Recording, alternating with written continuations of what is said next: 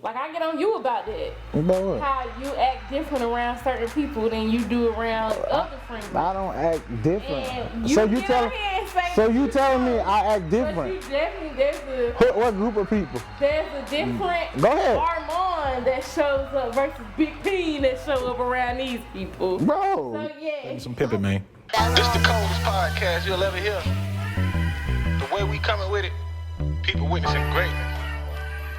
Be a part of the journey. I would say it's perfect timing, but it's God's timing. We locked in a time capsule with this one. We got timeless topics. Guess what? I'm your mother's favorite host. Your little brother's OG. I go by the name of Armand Lindsay, but the neighborhood calls me Big P. I want to welcome y'all to Big Boss Talk, Season 2, The Rebirth. Let's ride, and welcome to a Black Man Thing.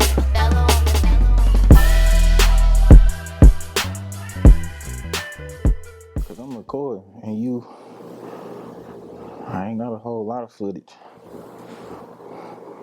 I'm getting ready to start, bro. What I need to look here. It don't matter. Yo, what's happening? It's your boy Armand. You know what they call me, Big Peen. But nah, this go out to all the bosses, man. Listen, we doing a little something different. Well, we doing something different. I'm sorry, tongue kind of heavy, but doing something a little different. We're gonna add some of the YouTube. Get a video for the podcast. I know a lot of it's been mostly audio, which we love and enjoy, but I just felt like it was time to put a different realm into things, get into the YouTube game, and see how we do. Obviously, I don't do this for the likes. I don't do this for the money. I really just do this out of the sole purpose of leaving some type of documentation behind for people to follow. People like myself. I'm pretty sure Maya may feel the same way, but just felt like, growing up, it's just all it was trial and error. That's all it is, And so I feel like, why make every generation go through that? Why don't we just give them, some of the hardships or some of the stories that we, went through, and then be able to give them full access to, like, all right, I know such and such went through this. Maybe I should try this a different route. You know what I'm saying? Even if they fail, they understand. They learned from my mistakes, and they was like, okay, well, I'm not gonna make the same mistakes. Maybe I make my own mistakes this time, but it doesn't take as long to get over those mistakes. I just feel like it's like a roadmap. You know what I'm saying? I've been thinking, just like I want something my kids could be able to pop on, watch, and be like, oh dang, that's like, they'll be able to understand me, understand us, understand what we went through, and then be able to articulate those thoughts, those feelings, and be able to say, okay, I know how to get through those. I know what it takes to bounce back from that. And it's all about just leaving something back for for my kids or kids in general of all ethnicities, all minorities, whatever the case may have you, but just giving them that type of footprint. So I appreciate y'all for sticking with us. Obviously, go cop Season 1, Season 2. It's all on podcasts, Apple Podcasts, Spotify, all that good stuff. I brought the main lady back with us. She wanted to hop in on this video. She like being on Big Boss Talk. Or you asked me to. Cut it out. You love being on Big Boss Talk. Am I lying? You love having me here. I like giving a little flair, you know what I'm saying, to what we got going on. Everybody don't want to hear me. So I like to bring in, the only opinion I got in the house, which is my wife that's right beside me. And I know she going to keep me honest, keep me straight. And so I think it brings for better content, don't you think? Sure. Oh my goodness. Then you be trying to act shy. But nah, so what we're gonna talk about today, man, is really I've been thinking of, not me in general, there's been a lot of stuff going on. And the topic was actually, I saw it on LinkedIn, and the topic was, what type of work environment do you prefer? Right? Do you prefer the homey, small mom and pop shop type of lifestyle where obviously everybody that works at the company, is very much family oriented? You may lack in certain areas that bigger companies do, but it's one of those things that you would trade off, right? You would trade off having that family oriented, or people understanding like this came up, so you can do X, Y, and Z because we understand? Or do you like working for bigger corporations where they offer more bigger, I would say, financial packages? They go more deeper to 401k. They go into, just more benefits in general. And so I see a lot of people online prefer the smaller corporations, but I also think it depends on who you're talking to or what type of person you are or what type of environment you work best in. I think that's one of the main questions you get in the interview, like what type of environment do you prefer to work in, right? And so that's what we want to talk about. We just want to talk about what do you prefer. And I know you don't have multiple jobs. I don't have multiple jobs, and so I kind of have an idea of what I like. I think it's very much biased just because I wish I could go to work, do what I want to do, and then just come home without people being on me and just being like, I don't like to be micromanaged, but just give me the task to do and then I'll do it. Mm-hmm. That type of lifestyle. But you tell me what you prefer. Like, do you prefer the smaller corporations or do you prefer the larger corporations? And if so, why do you put one over the other? I like the bigger corporations just because I feel like there's a lot more flexibility. Like I have the option to be able to work from home or go into the office. I am able to be compensated whether I work from home or if I go into an office. I like being able to go to work, mind my business, do my job, and come home. Whereas I feel like when you have you work for those smaller jobs or like those smaller companies, and a lot of stuff is done like in-house, or you don't really have the luxury of having people who do this, people who do that, people who do this, kind of like startup companies and stuff like that. Like everybody kind of has to do the job together collectively, whereas like I know this is my job duty, this is what I do type of thing. And also like with smaller companies, I just feel like there's oftentimes this type of vibe where it's like, oh my gosh, we're best friends, let's hang out, let's go to lunch, everybody let's tight. do this. And like I said, I like to go to work and come home. Like I don't really need a whole lot of like work friends. And granted, that's not saying that like I'm not about to be polite to like my teammates and stuff like that. But like we don't need to hang out every weekend. Like you my friend at work and we cool. And like I'm gonna go home. And it's like I'm gonna go home, and I don't think there's anything wrong with that. It's just have friends in certain environments. But yeah, and I feel like that's the luxury of working for a bigger company too. Like, I don't know everybody that works for my job. Like, there are people in this department that I probably will never touch, and people over here that I probably will never touch. Like, and also the fact that the luxury of being able to work from home. Like, there are people who live in like New York, Philadelphia, California. Texas, like Florida, wherever, and we all work for the same company because we can all do our job from anywhere. And so that's something that I enjoy, working for bigger companies too. Do you feel like COVID allowed jobs to be able to do that? So like before COVID, was your job, did your job have those positions where you could work remotely, or were they strictly like, all right, we need majority of y'all to be in the office? Or do you feel like COVID kind of helped release some of that stress or give you that flexibility to be like, okay, I can work from home or do? I'd say both. Because there were definitely like remote teams before COVID, but then after COVID, of course, everybody went remote. But like there are even people now who are getting like hired on, that you're gonna get hired on to a position that's like, yeah, we're remote now, but once we go into the office, like kind of have to be there. Whereas like my team was built during COVID, and so it's a remote team. Gotcha. But there are some positions and stuff that were like fully remote. Like there was somebody on my team who was about to move to Texas for that reason, and COVID hit, and he never moved, and so he's still living in like Boston. But Does he prefer? He probably prefer staying in Boston, or did he really yeah, want to I think because come that's to where his Texas? family and stuff is. Yeah. But yeah. So you prefer bigger corporations. So I'm just keeping track of everything, right? So for everybody listening, bigger corporations because flexibility, not being able to have to wear multiple hats all at one point. You got like a specific job that you do that you know you control, and so you can focus on that one specific job versus being in a smaller corporation, a smaller business where you may have to know Susie's job if Susie's out sick, just because y'all don't have the infrastructure as far as the amount of employees to be able to, you know what I'm saying, continue to float how y'all float. And I think that's what you were saying, like with the smaller companies. And then number one, the other thing was remote, right?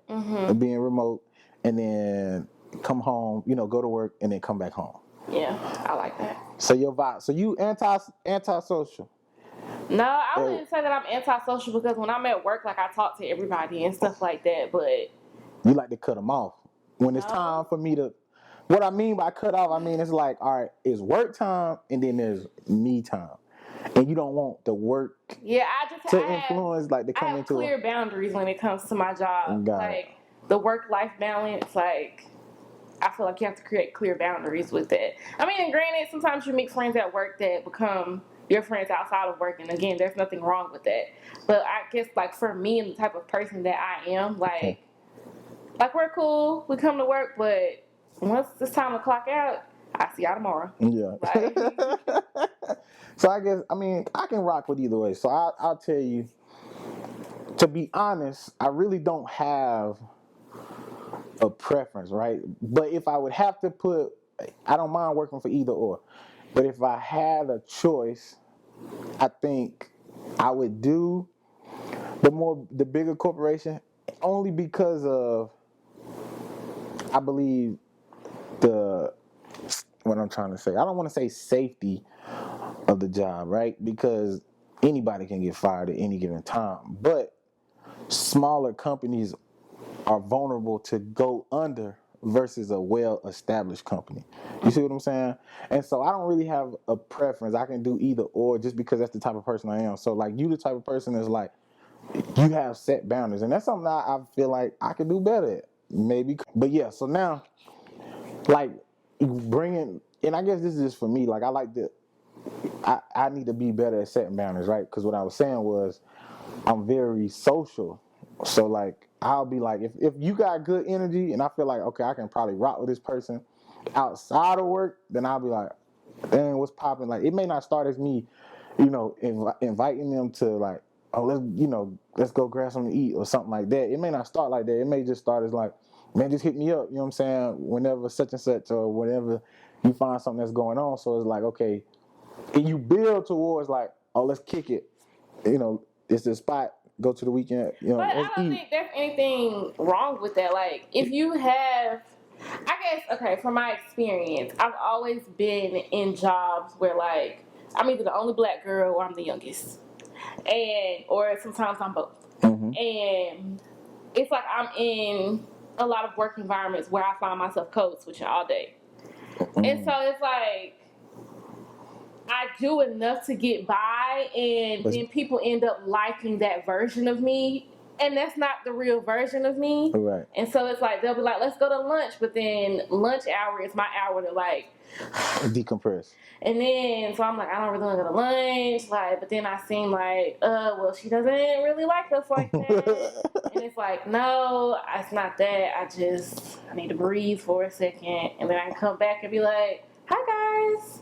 And I don't know. Okay, well, I guess that's the difference. Like, I've never worked in an environment where there were other people that look like me that I could be cool enough with to be like, oh, okay, like, let's kick it outside of work. Like, I've never experienced that. So that's from my experience why I said what I said. Right. Okay. I mean, well, you touched on something. I'm gonna finish what I was gonna say about what I would prefer, and then I'm gonna go back to one of the points that you kind of made. And so for me, I would prefer the bigger business over the smaller, due to, like I said, I don't want to say safety, but just the security of a smaller business is more likely to go under a lot faster, especially witnessing COVID, right? Smaller businesses went out of business very quickly versus the bigger corporations, right? So I work for a bigger corporation, you work for a bigger corporation now. And so if something like a pandemic was to happen again, I feel as if we would still be able to have job security during some type of catastrophic event like that. And so that to me is more or less like I like that because I don't have to really worry or second guess, oh, am I going to have a job today? Or, you know what I'm saying? Even though you could still lose a job at a big corporation. And I also like with bigger corporations, I like that there's, like you said, there's different sections for everything. And you can, like if you dibble and dabble in operations and one day you say, okay, I don't want to really do operations anymore. I want to try marketing. You can say, all right, I want to transition and learn marketing. I think it's more opportunity for you to move and learn and then also create pay raises for yourself. With the smaller corporation, you kind of inheritedly, I think I'm saying it right. Inherently. Yeah, but ain't you missing like a T? But I think it just rolls off the tongue. You sure? Inherently. It's like salmon? No. Salmon. Okay, anyway. But inherently, you just kind of take on these roles. Like if you're asked, you have to just, you kind of got to go with the flow. Mm-hmm. But I do remember, situations where I had a friend, he's a CPA, and he started out working for a smaller company, and he enjoyed it because they understood. They gave him, they were lenient because maybe they wasn't as busy, and so he could take more time off, right? But when it got busy, like, okay, we need you here, but because we gave you that time where if it wasn't busy, you could have more leeway to do other things and you didn't have to be in the office as much. So I think there's perks when you, depending on where you work and who you work with, there's perks to both. I think you just kind of got to outweigh what you thrive in, because if you're not a very time efficient person where you can manage your time well, I don't think having a lot of leeway in a smaller company would necessarily work for you, right? I like working where there's set things that I need to get done every day, and I like to be able to map out my day and time. Versus, I know for you, it's just like, okay, well, as long as I get these tasks done by X, Y, and Z, I'm good. Mm-hmm. Me, I'm like, all right, I need to feel busy. I need to feel like I'm working to be like, oh yeah, I'll work today. You are more or less like, okay, I got the task done. And you feel like you work because you did. You did work, but it wasn't. I accomplished what needed to be accomplished. Right, and maybe that's something wrong with my wire. And I know there's other people out there, they feel like they have to work super hard to feel like they work. You know what I'm saying? Versus some people be like, oh, I got this done, so that was my job. You know what I'm saying? Like, work smarter, not harder. And I try to get better with that type of mindset. But I guess just being in sports and always feeling like work to continue to, to feel accomplished and to always accomplish something. I don't know. It's just something that's correlating with my mind, and it's not right. Now I need to be more like, I did this, now I'm done. Versus like, okay, keep going, like always being on my toes. And it could be the type of work that I do where my work environment always kind of keeps me feeling like there's more that you can do, because there's more that you can achieve versus someone that has a set job of like, this is what you do. Yeah. Once you're done, it really ain't nothing else you can do until that task comes up again. So I think you can go either way. And I would tell people it depends on your knowing yourself. Like, you need to know yourself and what you prefer and what you like, because those smaller companies, they tend to micromanage a little bit more too, because it's not a lot of people that they worrying about. It's just you, Susie, and Barbara up front. And so they gonna always be like, well, Barbara, did you get this done? Did you get that done? You know what I'm saying? And you gotta, like, micromanaging is like a pet peeve of mine. Like, fall back, get off my butt. You know what I'm saying? Like, I don't need you watching over me. Yeah. Because I'm going to bounce. And then I'll be like, well, you should have got off my back.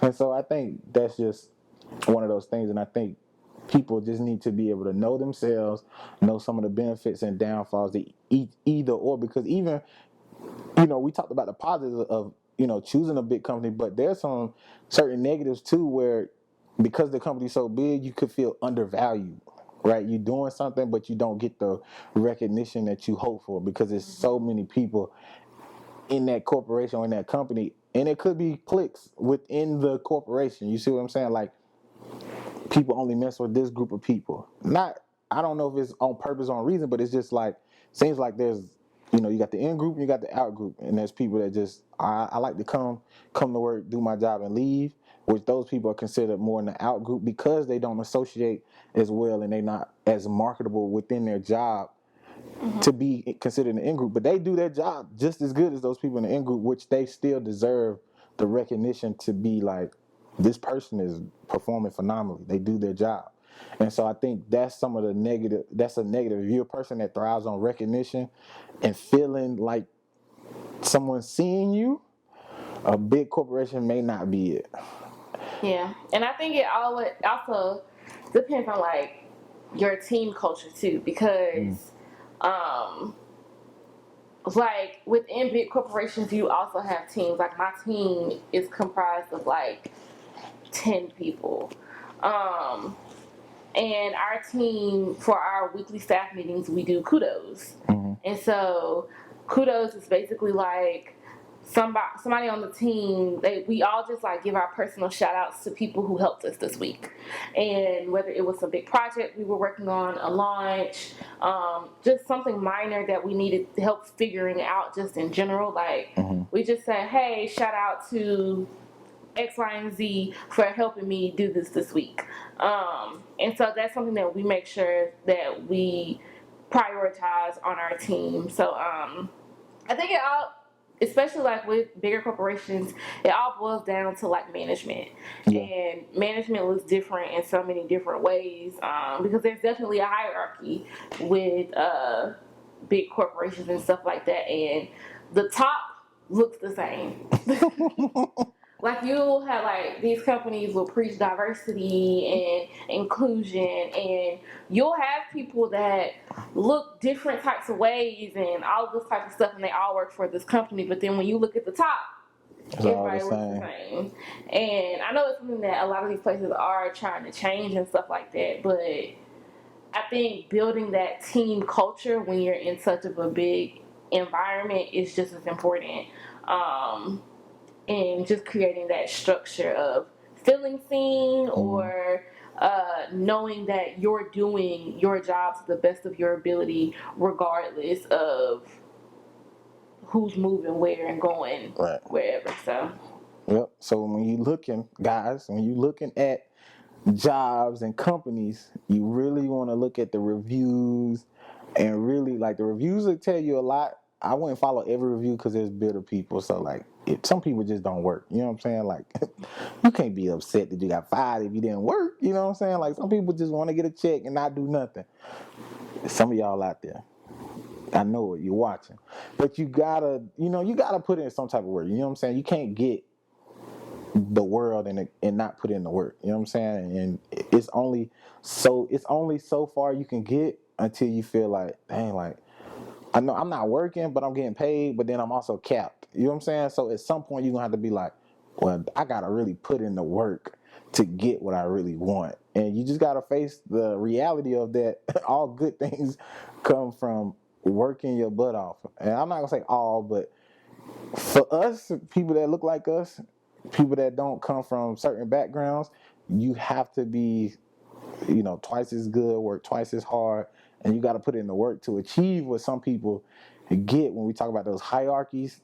To get in those hierarchies, you definitely have to, you know what I'm saying? For us, we gotta work twice as hard, do just as much. But I want to go back to, what I was saying is look at the reviews, but then also look and see, like when you get into these interviews, ask questions, see if you can talk to peers or your peer groups to get, what the management is going to be like. What processes do they have in place as far as recognition? What's the coaching style, you know, things like that. You really want to ask those things in the interview, and those are the things that I found out on my last round of interviews when I was applying for this new position that I have, that I needed to ask, because me mostly I don't mind working, so I'm like, just interview me so I can go in and do the job. But you really want to ask those questions because you don't want to get in a position where it's like, dang, like I just got hired, now I'm like, I gotta dip because this ain't working. You know what I'm saying? Like it don't look good, but it's also like, that's what those 60 days are for before you get benefits. It's like your trial period to be like, is this gonna work, a good fit for me, or if it's not. But I did want to kind of go back and just talk a little bit about, you mentioned code switching. And for most people, like people that's watching, a lot of kids, they may not know what code switching is. Can you give them an explanation of what code switching is? And be very honest. Be very honest. Code switching is basically like when we go to work in these majority white spaces, because as a black person, more times than not, you are the minority in the places that you work. I can't use like certain vernacular that I would use if I was just chilling with my friends, or if I was just hanging out with my man, or certain things. Like there's a certain like prototype of person that you have to put on. Well, you don't have to, but you feel safer when you put it on around within your work environment. So if I'm at work, there's just certain words I'm not going to use, certain slangs that I may use, or like, I know I was working. Not you being proper. That's what you're saying. You're not going to use something like that. Yeah, like, so I work in like a creative space. If I'm looking at something and I think it's dope, I'm gonna be like, oh, like that's lit. Like, bruh, like, do you see this? Like, that's lit. Like, but I wouldn't say that around. I'd be like, oh my God, that's amazing. I can't believe, like. Your favorite word is awesome. That's awesome.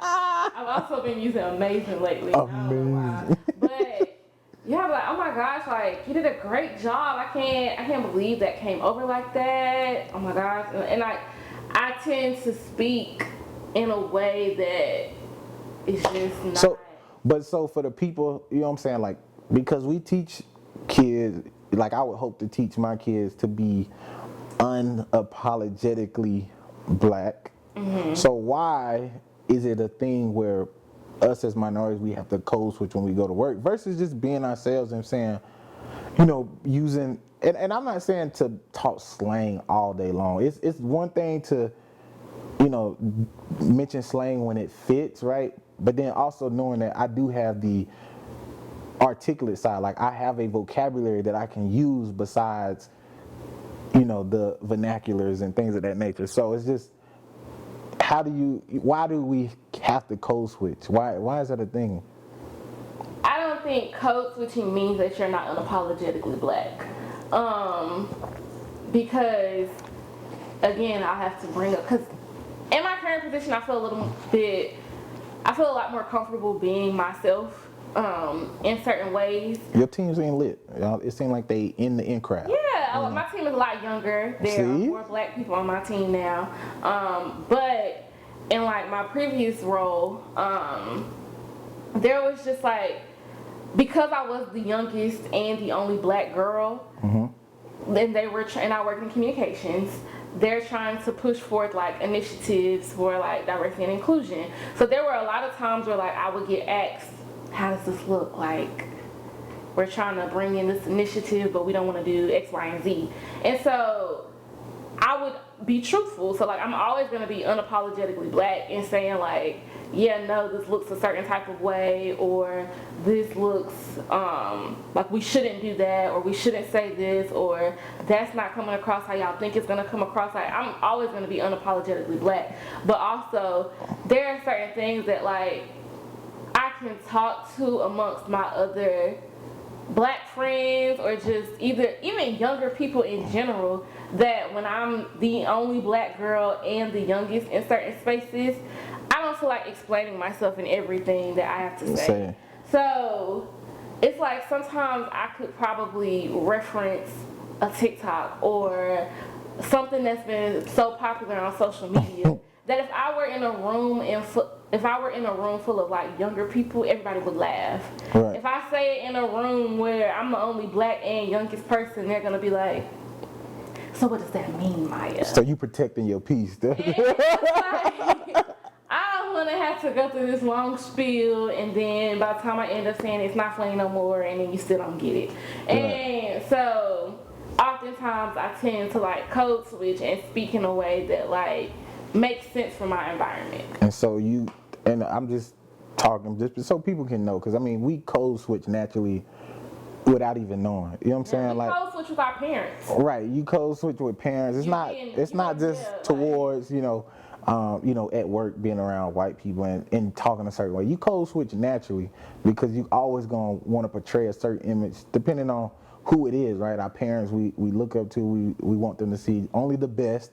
So obviously we're gonna, act a certain way when we're around them. But when we cutting up together, it may be a little different. Like your mom feels left out a lot when we be at home and like we be talking and laughing, but what you laughing at? You know what I'm saying? But it's just one of those things that we can't really tell her, because then it's gonna go into a process of having to explain the backstory, then having to explain why, we think it's funny. So it's more or less like, I think it just fits with the group of people, that you're around, right?